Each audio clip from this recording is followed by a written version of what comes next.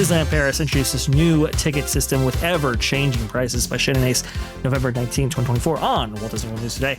This is a big story, folks, right here, because this will change the way you visit Disney theme parks or theme parks in general, because usually Disney starts something off and then others pick it up forever.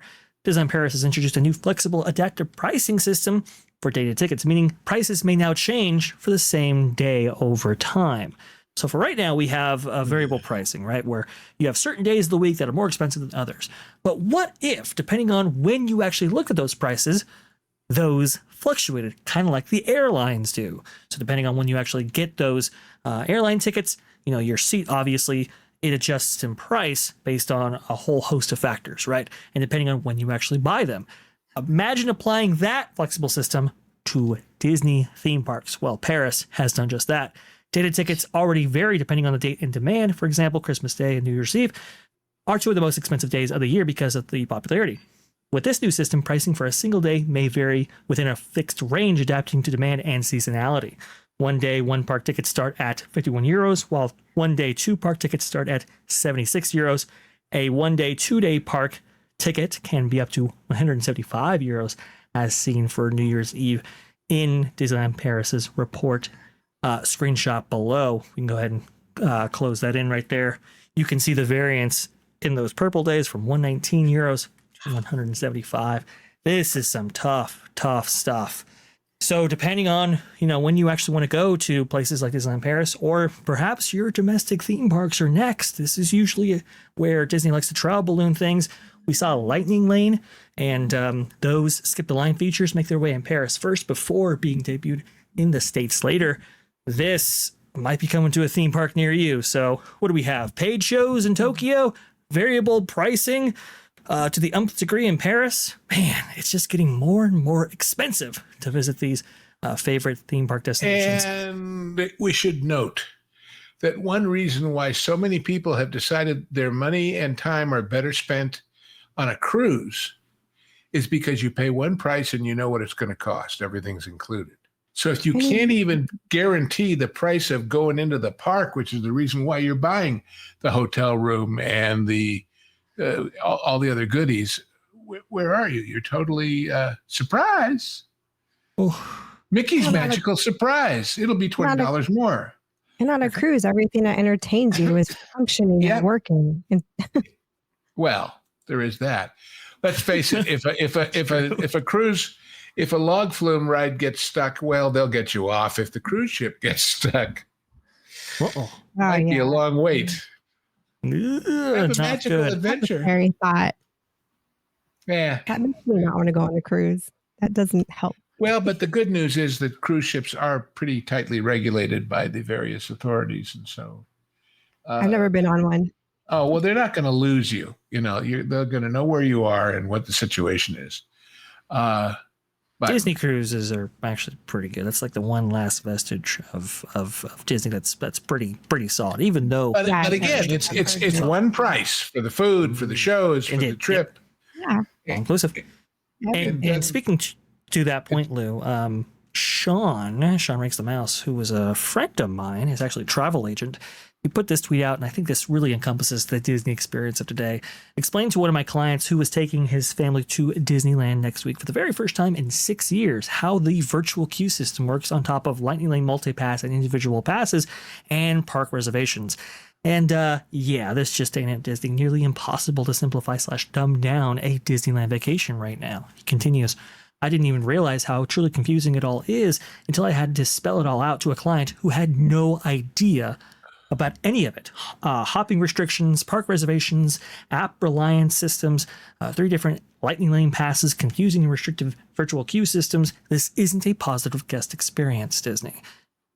Well, there you go. I mean, that really does quite sum it up, and it's only getting more complicated as this story actually points out. And it's worse at Disneyland because of the repeat business factor, of the locals factor, where people feel like, well, I don't know, Disney World I don't know much about, but I'm comfortable with going to Disneyland. You drive down the freeway, you get off, you pay for the parking, you buy a ticket, you go in, what's the big deal?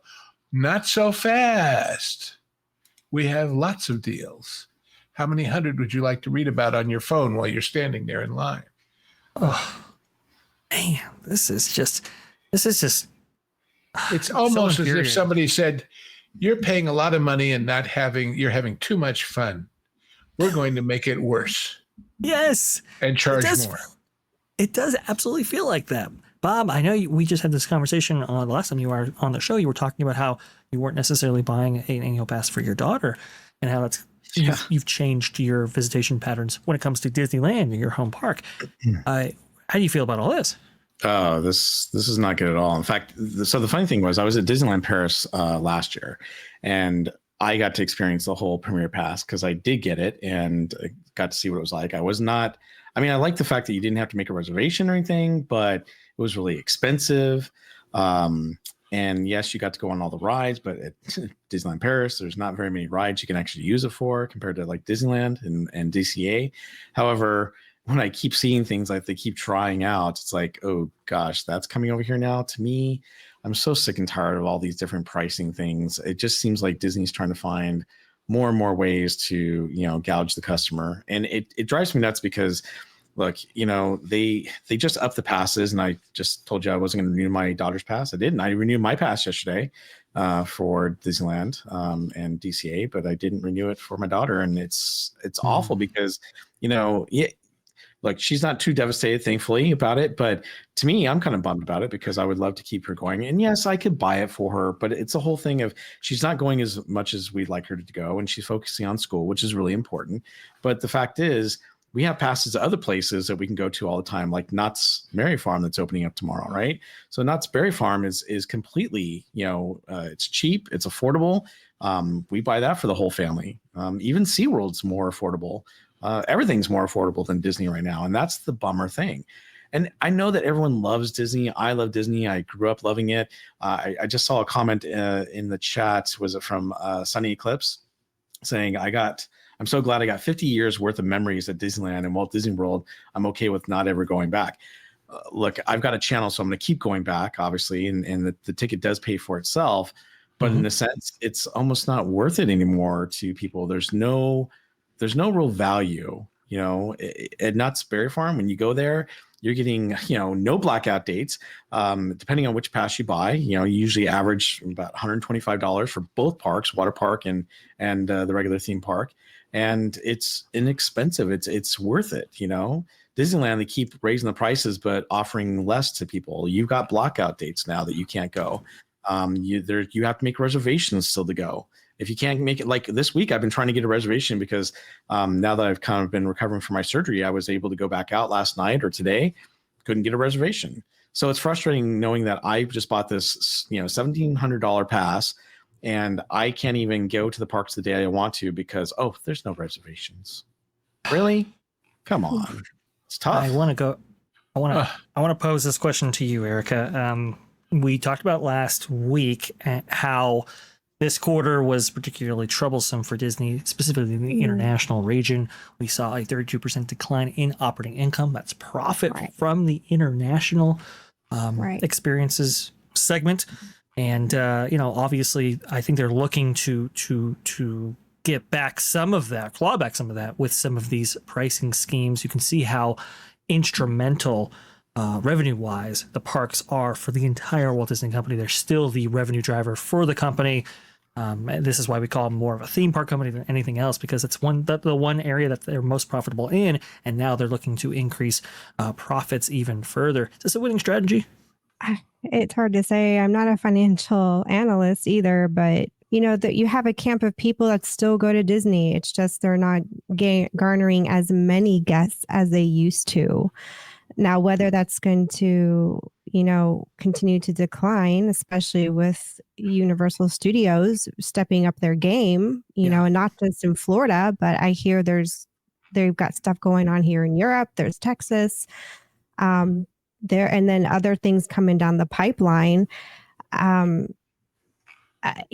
some point, Disney's going to have to just go back to the drawing board and figure this out, because they can't keep going like this. I mean, it's just going to get worse, especially when Universal is finished with everything they have coming down the pipeline, which in reality is probably never going to be finished, because they're always going to have something new coming up around the corner.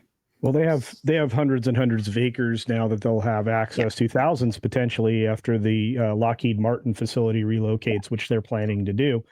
So, you're going to watch Universal grow like crazy, as you mentioned, Erika. But at the same time, if you look at what is the revenue driver for the company, as Vash pointed out with that lovely chart, one of my favorite things that was ever created by somebody I don't know. So thank you to whoever. Mickey Views, right? Yeah, well, I'm telling you what, dude, good for him. But I'm looking at it. Was it Mickey Views? I think so. I've seen this before. App Economy Insights. I believe they put out one. Oh, never mind. I don't know why. I think he. Okay, never mind. He's the one that popularized it, though, for sure. Yeah, and when you look at this, you recognize that linear networks are going to fall off, especially those that are on broadcast. They're going to have to do the same maneuver that Comcast, is doing with Comcast Universal, and break it off and keep the good pieces and get rid of the bad. They are going to rely too much on their DTC right now. The revenue that it drives is still not valuable. The only thing that was Hulu, and now Project Hulk's going to destroy that into a billion pieces. Not to mention adding gambling into their app is going to poison even more of the families around the country.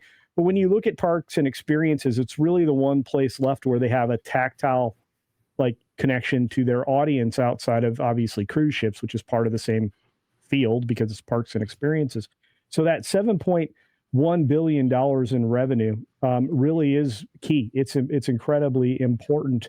And as sports rights start to be less important, and that bubble pops, and we realize that ESPN and ESPN Plus are going to fall off a cliff in the near future because sports has devalued itself by dividing it into so many different places driven at streaming. You have people that are just going to lose interest. And I don't think they realize that live audience is going to be cannibalized by moving it all over the place. So back to parks and experiences. It's the one place they can count on.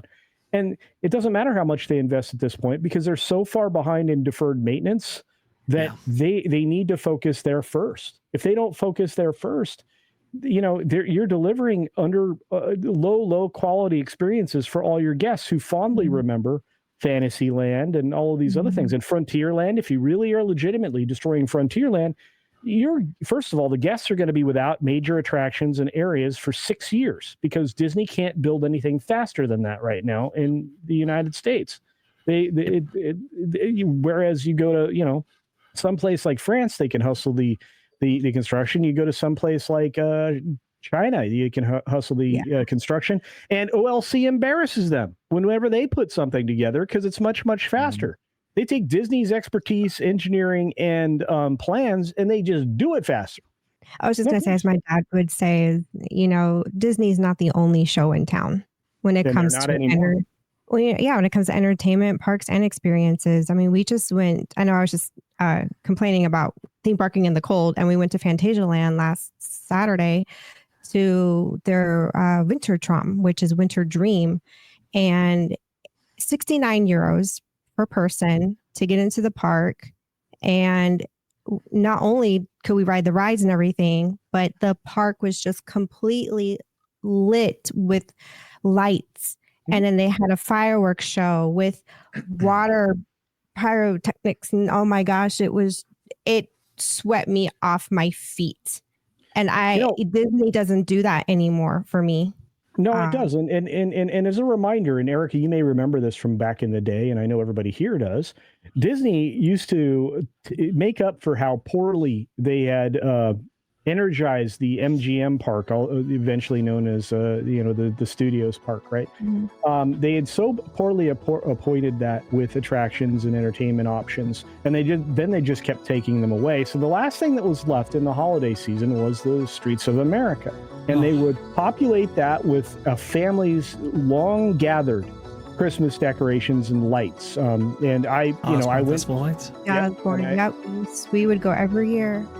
That was a highlight from our live stream on That Park Place Podcasts online, where the full stream can be found at the link in the description. But what about you? What were your thoughts on this particular story? Please let us know in the comments below. Like this video if you did like this video. Share us out as it helps us out tremendously against the YouTube algorithm. And thank you so much for watching. T3, BO. Please comment, like, and share this video. And don't forget to subscribe to That Park Place Podcasts online, your source for exclusive content and highlights from WDW Pro, The Pro Show, and That Park Place for all the news that should be fun.